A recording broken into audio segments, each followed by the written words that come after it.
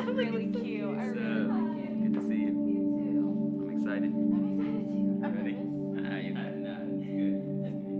Yeah, we're pumped. Yeah, thank you for making time. Thank you so much for joining us today. Can you introduce yourself and tell us a little bit about you? What do you do? Okay, so my name's Jazmine.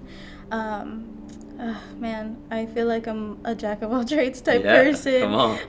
I do behavioral therapy, so I'm a registered behavioral therapist. Come on. I also am a self-published author.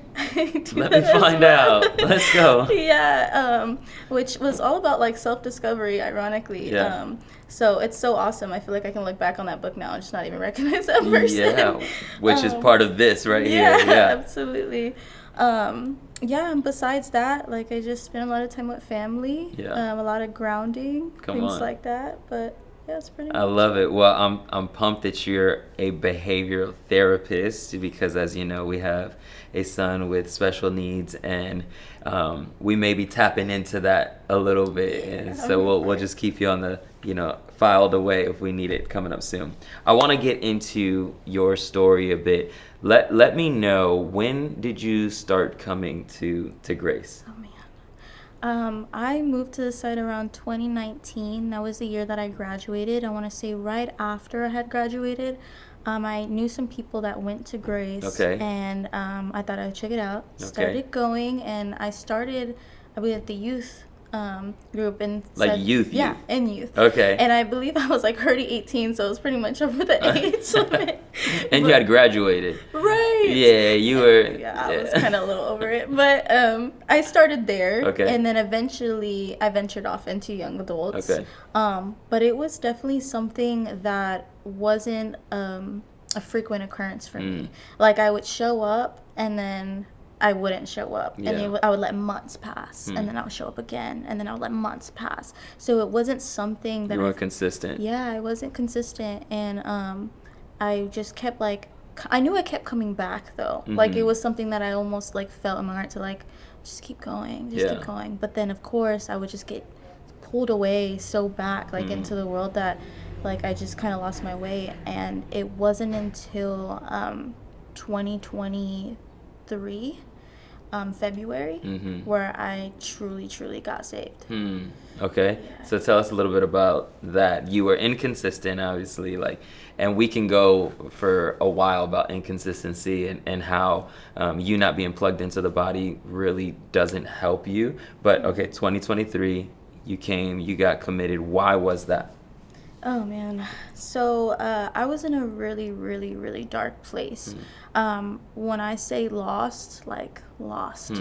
I want to say maybe it was February 2024. It's such a blur to me because that's how lost that I was. Like I started to get really deep into substance. So I started abusing alcohol. Very heavy.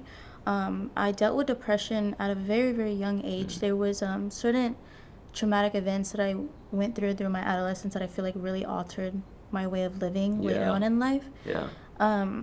And it just kept going downhill the older that I got. I started getting into relationships and idolizing these relationships and really like, I feel like I was almost like a hurt puppy and just bleeding on all the others around me. And I wanted to suppress those feelings so badly because I felt like I had no way out.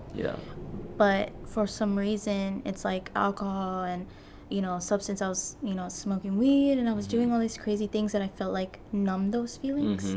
That I was trying to fill a void, if that makes sense. So once I did that, there was a day that I showed up around, I believe, 2024. And were you invited, or this was just like, I felt drawn to come to church again? Yeah, like it was one of those times that like I hadn't been to church in like a few months, and it was like one of those things that like, oh, I'm gonna show up again. I ended up moving in an apartment that was like right next to Grace. It's at Ellington and Gateway Apartments. So I ended up moving in there. I was in a relationship at the time, and oh man, that relationship, like it was a lot. Like I was still in such an ugly, dark place. And so since it was right there, I almost felt like, you know, oh, like here and now and then, like I want to go, because I knew a part of me always knew that how I was living was wrong. And every now and then I would venture off, but I was still like being pulled back. Well, that day was just one of those days where I was just like, oh, I'm gonna go. My partner at the time was working. I was by myself. There were some nights so we had different shifts, so I would be in the apartment by myself. Yeah.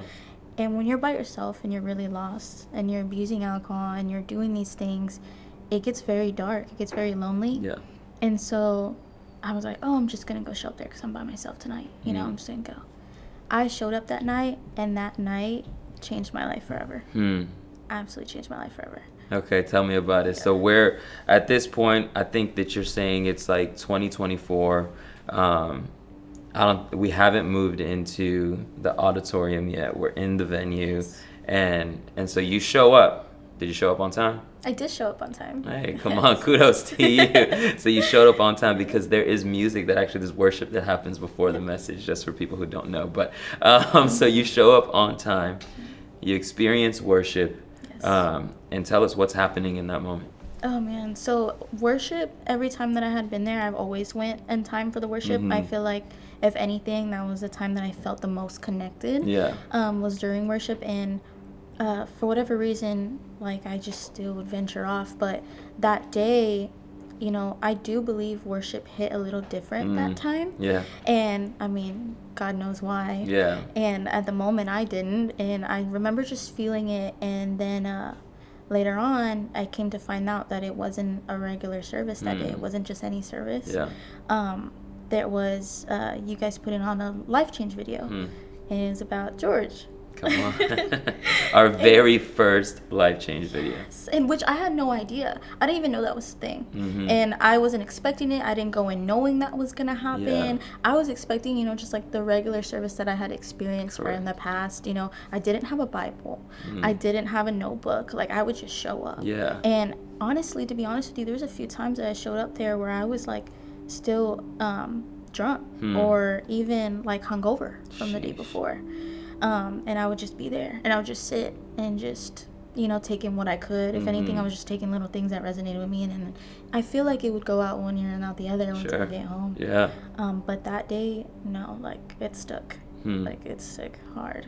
Okay, so tell me about, why is it that stuck out to you? One, I don't think there's any coincidences, right? God had orchestrated it, and there was no way of you knowing, because it was the very first one, right? So nobody in the room knew, but it felt like it was tailored to you in a way, because of what you were walking through. So you're sitting there, the video goes on, and what is happening in your mind and in your heart? Oh my goodness. I remember, I kid you not, feeling like I was sinking in my chair, watching his story, because we had such similar like lifestyles and testimonies. I guess like I related to him so much, and I was seeing the way that he was living in the past, in his old life before he had became saved. And I remember just sitting there and just like almost like bulking up of like, oh my gosh, like that's me.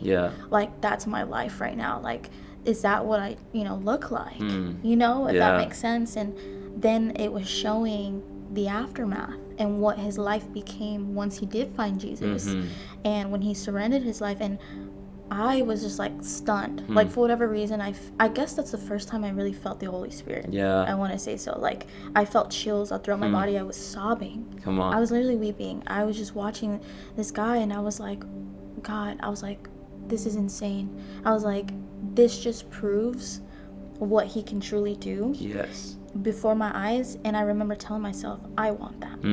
Like, I want that. And I felt it like in my heart of like, if he could do it, if God can do that for George, God can do it for me. You know, like, I was just like, there's no way. Like, I have to just find what this is, like, what it is about Jesus, what it is about God, you know, and really truly grasp that. And maybe I won't feel this void anymore.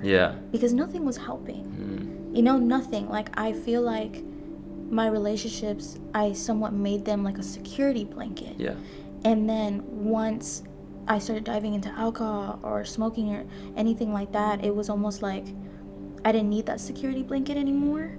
And I was like drowning myself, and it never truly fulfilled what I needed. It was always like a temporary band-aid. Yeah. You know, like it was always for the moment, and then once it was gone, I almost felt worse. Yeah. And Well, why is it that you felt like it was alcohol that you needed to run to, or it was weed that you needed to run to? Why? You've been to church so many times, and it was like you were almost trying Jesus, not really fully accepting Jesus, but you were tapped into so many different outlets. Why was it that alcohol was the thing that you felt like was numbing the pain? Or why were you running back to that? I feel like I just never, like I said, it always went one out and out the other whenever I went to church, and I never fully like opened my heart to it. Like I think that I always had this guard up, and I was so comfortable in the idea of what I was used to and the pain that I was going through for so long. I mean, I was feeling, I want to say I started witnessing depression at like 11 years old. Like, why is that? It was my whole life. I went through extremely like dark times when I was younger. There was a lot of family things that was going on, you know. At some times I would be around things like violence, and I ended up getting to a relationship at a very young age. I want to say 14, 15 years, like middle school era, with someone that was just really not okay mentally, and became very abusive physically, and experienced something like that at a young age. It kind of alters your brain. Correct. As far as like what love looks like, right, and what's acceptable. Yeah, and relationships, and real relationships, you know, with people and friends. And I was surrounded by the wrong people, and I kind of just fell into that, and that was my way of living. And then it completely like just led the way for the rest of my life. And it just, I don't know, I feel like I got broken at such a young age. Like it felt almost like I was just bleeding out all the time, but no one could see it. Yeah. And I never felt truly understood or seen. And when you don't love yourself enough like that, you truly can't even let others love you. You know, so oh my gosh, I can't imagine as I got older, especially even that relationship that I was in, where I was living in that apartment by the church. Like I can't imagine the pain that I probably put them through, the hurt that I gave them. Like there was times I was coming home just like wasted, and they're just like, dude, like smell alcohol. Like, you know, I was just causing problems. And I don't know, like I felt like that was the only thing that was like my fix. And at the time, that was the only thing that kind of took the pain away. Like I said, for a moment. It was only for a moment. But I think I was just really, really lost at the time. Like really lost. I couldn't hear the people that was even like trying to pull me in and pull me back. Because I was just so blinded from it. It was like I would even like, I started therapy at one point. I remember telling my therapist, like, I feel like I can't reach myself. Like I'm in a room with me and myself, and I can't even reach her. If that makes sense. It's like you knew that something needed to change. Yeah. But you were just there was just such a stronghold on your life that it wouldn't change. It wouldn't. Like it would not change. Like I would try everything. I would try to stop drinking for a little bit, and I would just fall right back into it. And I feel like I didn't even know that I was hurting the people around me the way that I really was. And I think even the people around me didn't know how much I was hurting the way I really was. Like I was just dying in silence. I would drink to a point where I'd get alcohol poisoning, and I would drink like I wanted to die, because I did. Like it was so horrible. And I sat there and I was living like that around people that I cared about so much, but I was just so blinded by the fact to where I didn't even recognize myself anymore. I started like to not care about those that I loved and that were dear to me. I started doing things that were out of my character that like I never even thought that I would do. And I truly believe now that the enemy just had a huge hold on my life. Yeah. But that night, like, it absolutely changed everything.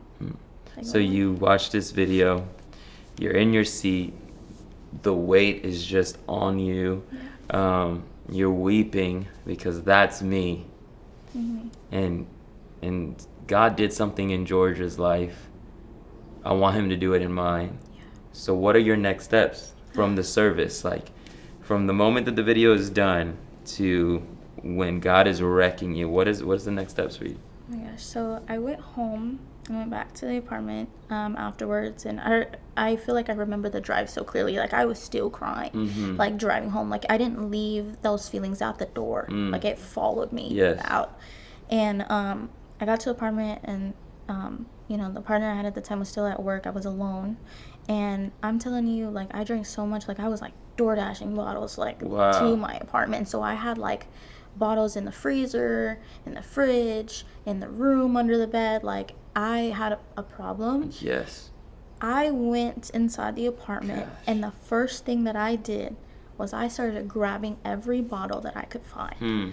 And I started opening and dumping in the sink. Come on. Like, I was just like, I'm done. Like, I'm so done. I'm so tired. Yes. I started pouring everything out. I started throwing them in the trash. And I had this, like, it was like a little bitty, tiny kitchen, you know, that we had. And I went on my knees with these bottles in the sink. And I was just crying, like, my hands to my face. And I was like, God, please, whatever you did in his life, do it to me. I will do my part. Wow. Just do yours. That's so good. Like, I was just so ready. Like, it moved me that much. Like, I saw, like, in front of my eyes, like, even whenever he had stuff up after, you could see the Jesus glow on him. You know, the way that God has worked in his life. Like, from those videos in the past to now, I was, like, looking at him like, oh, my gosh, like, that's insane. You know, like, this is real life. It's, you know, what happened was real change. And I was on my knees, and I was like, God, please, like, I'll do my part. I'll do anything. Like, I'll stop. Just make those moves in my life. And so you poured it all out. I poured it all out. Did you look back? I ended up looking back. At some point, which, of course, because I feel like I started to become on fire for God.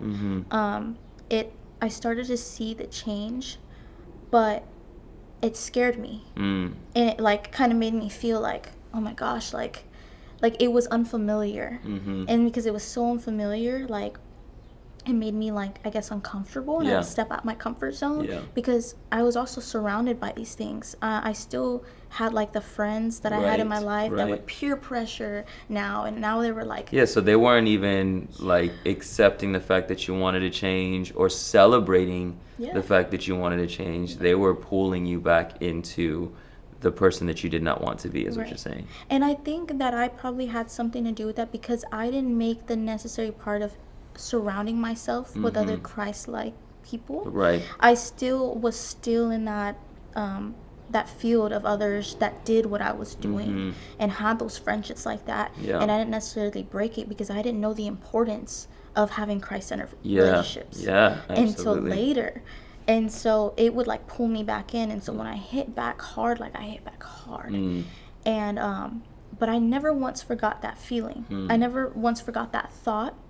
And I knew that I had to fight against myself. I knew that I had to go to war with myself. And that's exactly what I did. I felt like over time, I started to recognize that Jesus was in the fire with me. And I had to just reach my hand back out. So good. You know? So good. And it's so good that you're sharing that, because I think for a lot of people, it's like, if I don't get it right the first time, then forget it. I'm just not going to get right. Or if I make a mistake in my relationship with Jesus and I fall back, then it didn't work, or God isn't real, or if he cared about me, he would take all this away. But there was a level of, I have responsibility, and you said to yourself, God, I'll do my part. If you do your part, and God is doing his part, but there were necessary steps on your end that you also needed to take. Now, I also want to say, like, man, I'm all about, I say this on stage all the time, all about having hood friends. Like, Jesus had his hood friends, right? And so it's not about pushing all those people to the side, because they need Jesus just as much as you need Jesus. But it's like not surrounding yourself with them at the expense of your relationship with God, and you coming to a place where God is healing you, and you feel like, I'm cleansed of this sin pattern. Like, you have to make some steps that remove you from those circles in order for God to use you to reach those circles. You know what I'm saying? And so let's talk about that a little bit, because you're looking at George's story and God, you're using him, and I want that for myself, and I fell, and I'm sure there was a season of like regret and shame and condemnation, and the enemy is wanting to flood your mind and your thoughts with, you see, this ain't working for you. God can't do it for you. You're just the same old Jazmine that's always been. But there was a change that occurred that your life forever changed. It was that moment in the church. There was the fall, but then there was okay, I'm gonna get back up. And I'm gonna dust myself off, and I'm gonna do the thing that I know God has called me to do. So share with us just a little bit of what has been that story for you, the comeback story, and where you are today. I honestly think that was the best part. I mean, I think that it was so bittersweet because there was definitely like beauty in the breaking. Like, I think that when I started to hold myself accountable, that I started to break in so many ways. Like, I was cracking, you know, like I started just to like go deeper into what I was in, and I was truly just like manipulating and sabotaging the people around me that cared about me and that I loved. And when I started to see how much I truly was hurting others, I was seeing how much I was truly hurting myself. And so I told myself, I was like, okay, like it needs to be one and done. Like I just need to cut this out. There's not going to be change unless you make change. And good. So like I had to really like face myself and look myself in the mirror and not just think like, I know that now that God loves me, but how much do I love him? You know, like that's so good. It was big, like it was huge. I had to really talk myself through this, and that's whenever I think he really started to do his work, because when I released, that's when he was like, great, now I can do my job. So good. So I ended up telling myself, okay, now I got to start making Christ-like like friendships and relationships and you know, getting into the church and actually applying these things to my life. So I started First Time Guest. Okay. And I was so you jump on the team. I jumped on the team. So you're like, okay, I want to surround myself with Christ-like individuals. And you say, okay, I'm going to jump on the team. I was like, I can't be, you know, going towards the same people anymore. Like, obviously there's something that I'm doing wrong. You know, even though I know that there's nothing necessarily wrong with them, it's just that it's not what I needed at the time. And so I jumped on the team, which that truly is where God really started to do his thing on me. Like, I feel like once I went through Connect Track, which was already a beautiful experience. I made so many friends that way. So many like beautiful people, great-hearted people that just was able to speak life into me, pour into me in ways that I wasn't getting poured into before. Like, I feel like everyone else in my life was wanting me to pour into them, but I had nothing because my cup was so empty. And so now I'm like, was getting filled so much that I was overflowing. And I was able to pour into others. Now my heart was softened. I was able to have a peaceful mind. And it wasn't until I believe a month into actually serving First Time Guests, to where one day I was talking to a couple that came in. It was their first time at Grace. So immediately I'm like raving. I'm like, dude, like just keep showing up. Like, please. It's insane, you know? And I'm talking to them, and then all of a sudden, here comes George. And he comes in. And I had never been in the same room with him before, like, since, like, I guess one-on-one like that. The Life Change video, you know, like, he didn't know who I was. I was a stranger to him. He had no idea the craziness that his video, like, provided in my life. No clue at all. This guy was so clueless. And so I'm, like, standing there, and I see him, and he comes around, and he starts talking to the couple as well, and kind of like chimes in the conversation. It was like, yeah, you know, you should come on this day, and we got worship night, and da-da-da. And so we're both now feeding off each other and each other's energy. And we're speaking like life and spreading the gospel with this couple. And, you know, we talk to them, and they leave. And then after that, George goes, oh, hi, my name's George. And I was like, hi, I'm Jazmine. And then I'm looking at him, and I'm like, dude, this kid doesn't even know. I'm like, he has no idea. And so he goes, are you going to go to the meeting after? I was like, yeah. And this guy's like vibrant. He's full of life. Exactly. Everything that I expected, you know, talking to him. He was so like open and, you know, just awesome. And I felt comfortable immediately. And we were just like, man, vibing off each other. And so I was like, yeah, I'm going to the meeting. I've never been to one before. And he goes, don't worry, I got a spot for you. Come on. And I was like, oh, okay, you know, and a part of me is just kind of like, not almost like starstruck, but you know, Yeah, kind it of. was George. Yeah, I was like, dude, I was like, he's overcame everything that I've ever wanted to overcome. Mhm. You know, his strength is like igniting. You know, like I thought it was just so amazing, and so sitting there, and you know, we parted ways and everything like that, and then as we were leaving, he was like, "Oh, it was nice meeting you," and I was like, "Yeah, you too." A few days passed by, and I guess now since I'm like farther into the team, I start like, you know, people from the team are following me on socials, and I'm following them on socials, and then we become mutuals on like social media. And then I was like, oh my gosh, God, like I have to tell him. I have to tell him that like the work that you've done in his life, the way that you've shined through him to reach me is incredible. Like he has to know. I would want to know. Yeah, You yeah, know? for sure. And so I never forget that day. I was contemplating. I was like pacing back and forth. I was like, oh, I don't want to be weird. You know? Right. I was like, but you know, I feel like I gotta just let this off my chest. And so I texted him. I sent him a DM, and I was like, dude, I'd kick myself in the butt if I never told you.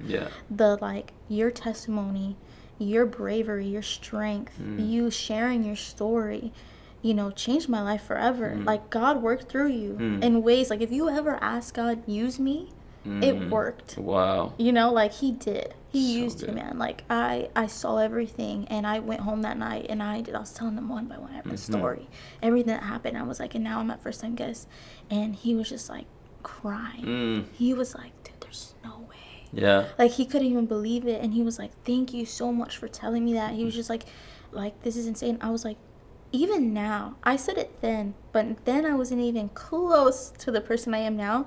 I was like, if you were to pay me to believe that I am in the place that I am in my life that night, I wouldn't believe you. Yeah. At all. If you were to say like, hey, like, you know, you're this far in, and like I'm a small group leader now. Yeah. You could not pay me to believe that. Yeah. I would never think that I would ever be leading people closer to Christ. Yeah. I am like 2 years sober. Come on. Like I don't feel the need to. Yeah. You know, like my life is so like rooted in Jesus that like I just feel like I don't even know who that girl is. I like have died so many times to myself to live the way that I'm living right now. So good. To have this peace, to have this love, like it's crazy. And then now George is one of my best friends. Come on. Literally. And like, not just your best friend, but you're leading. my co-leader. Yeah, small group with George, which is so wild to think. It's insane. And we talk about it all the time because we're like, God is so intentional. He knew our plan like before we even took our first breath. Like he knew what was gonna happen, and the moment that I laid my things at his feet, he worked. He stepped in? He stepped in. And now I'm sitting back and I'm like, holy crap, I went from one day texting him and be like, dude, you know, your bravery, you know, I commend you and everything in your life, because to fall out of addiction is hard. You know, to sit there and like change your life like that, and to really like do a whole 180 in your life, it's difficult. It was so dark. It was so much like reprogramming and everything, but it was worth every second. And so good. Yeah, and then we like met, and then now we're like serving for a while, and then a year later he goes, after like a year serving first time guest together, he texts me one day, and I remember I was driving, my friend was driving, and I was on the passenger seat, and we were driving, like, I forgot where we were going. Like, I ended up getting a text from him, and he's like, hey, Jazz, you know, they're, you know, opening small groups, and I was asked to be a leader, and I need a co-leader, and I told them that I wanted it to be you. I can't think of anyone better that could lead beside me and really, like, lead women and men in Christ, unlike you. And I was, like, looking at this like message, I was like, no way. Like there's just no way that's happening right now. Or I felt almost like for so long that I was unworthy, or like I wasn't capable or good enough or great enough. I was always shaming myself for my past. Especially like I feel like I was never like given the grace for changing from people that I heard in the past. Like I was never given, like, because I still struggled. You know, there's still times where like, yeah, you're human. Yeah, like there was times where I would have faults and I had flaws, and I was still finding, you know, my way to God and fighting my way out of that hole. And so it was almost like I always felt that like used against me, pressed against me.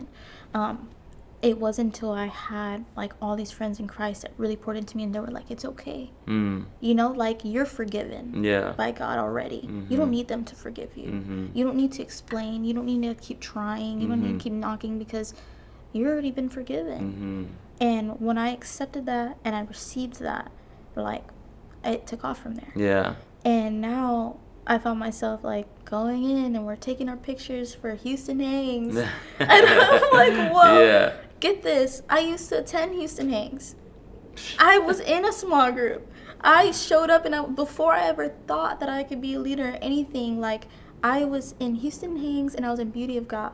I was in 2 small groups. Yes. I was in all women's, and I was in, you know, the men and women's, and I got so much like love and so much knowledge and so much wisdom from these small groups, and it made all the difference. Come on. Making these connections with people made all the difference. It led me truly to where I am now, and I was just surrounded by the most beautiful people ever. I later ended up getting into like God, Girls, and Giggles. Love them to death. I ended up going on a woman retreat with these girls. Let's go. Godly woman retreat. We went out to Oklahoma, got an Airbnb, and we are like going in the Word. Let's go. Like, all of us with our Bibles out, and like, never would I think that I'd be doing that in my life. And then now, I have my own small group. Yeah. You know, like, when all I did was attend them, never thinking that I would be placed in that moment. And like, I had people like coming to me, and I'm praying over them. Me and George together, laying our hands on people, when this is like the dude that was like a stranger, had no idea about me, and made this life change in my life from seeing his journey. And oh my God, it just blows my mind every time. It's incredible. It's beautiful to see that from where you were, from where George was, to where God brought him to, that it would impact your life to say, if God could do it for him, He could do it for me. I want it for me. Then you had to surrender some things in your life and take the steps necessary in your life to get to a place where I'm going to get in community, I'm going to jump in team, I'm going to be held accountable. People don't like accountability. I'm going to be held accountable. I'm going to have people pouring into me so that then I can pour out. And now you're at the place that you are. And we say this every single time, and it's so true. That if God can do it for Jazmine, God can do it for anybody. Anyone, man. It's crazy. Like, and I said it so many times in my small group, like, when we tell the story, me and George, like, people are like, no way. And like, because now we're like besties, and like, now we're there for each other from like, you know, our trials and tribulations to this day. Because I kid you not, like, we still get hit, you know, by life things, and it's hard. But now we have this foundation, and that foundation is Jesus. And we're just like building off that. And it's amazing. And I'm telling you, like, I would never believe in a million years that day that I was sinking in my chair watching him, that like we'd be leading a small group right now, that we would be touching people's lives together, that my heart would be in the position that my heart's in right now. Like, I feel like that this relationship with God, getting connected in the church, getting these like relationships with these people in the church that have poured into me so much, was more fulfilling, the only thing that has been fulfilling than any medication, than any drink, than any drug. Like, that was the thing that was a fix. It wasn't temporary. It wasn't like for a moment. It was like little by little my heart started to change. My life started to change. And I was like, this is what I was looking for my entire life. This is what I was searching for. This is the peace. This is the revelation that I needed. That has made me want to get emotional. But yeah, like, it was just so dark. And like, I just can't believe that I lived my life so long not wanting to live, because all I had to do was give my life to God. Like, then I live for Him every day now, and it's worth every moment, every second. So yeah, it's for the person that finds themselves in Jazmine's shoes a couple years ago, saying, I'm not worthy of God's time, I'm not worthy of His love, I'm not worthy of him using me and partnering with me to further the ministry, or what would you say to them? Oh my goodness. Oh man, it's insane. Just never stop showing up for God the way that you want him to show up for you. That's what I would say. So good. Like, that's what really created the change. I continued to go to the forefront and go to his feet every time, because it's more than just being like, Lord, help me, or reaching out when things get difficult. It starts to go into, Lord, teach me, Lord, show me, and like live for him, die to yourself every day. It makes all the difference. And I truly, truly believe that even to this day, I'm struggling with battles. Like, I think I told you about like my health and things like that. Now I can look at things like that and be like, if God got me through that, he's gonna get me through this. This is no different at all. So good. Yeah, like I was able to overcome those things. What makes me think that I can't overcome this? And I truly, truly believe that that can happen in any person's life. You just accept it and receive it. It's insane. It's great. Jazmine, thank you so much for your time. Thank you for sharing your story. It's powerful. And I believe that the life change that God did in your life, he's wanting to do 100, 1,000, 1,000,000 times over in the lives of everybody in this world. He wants them to receive life change the way that you received it. I hope so. I think back and I'm like, I can only imagine how many others would probably like sink in their seat that day, or other life change videos, and see that, and that be the thing that's just like, I need that. And this is like living proof that God has shown me in my life that there's no way I can possibly deny him because of the work that he's done on me, that can happen to you and anyone around you. To the person that is sinking in their chair, to the way that I was, the way I felt when I was watching his video, if he can do it for me, he can do it for anyone. It's crazy. That's good. Yeah. Thank you. Thank you. It's awesome. God damn it. The snap and everything. Yeah, you got to. I love it.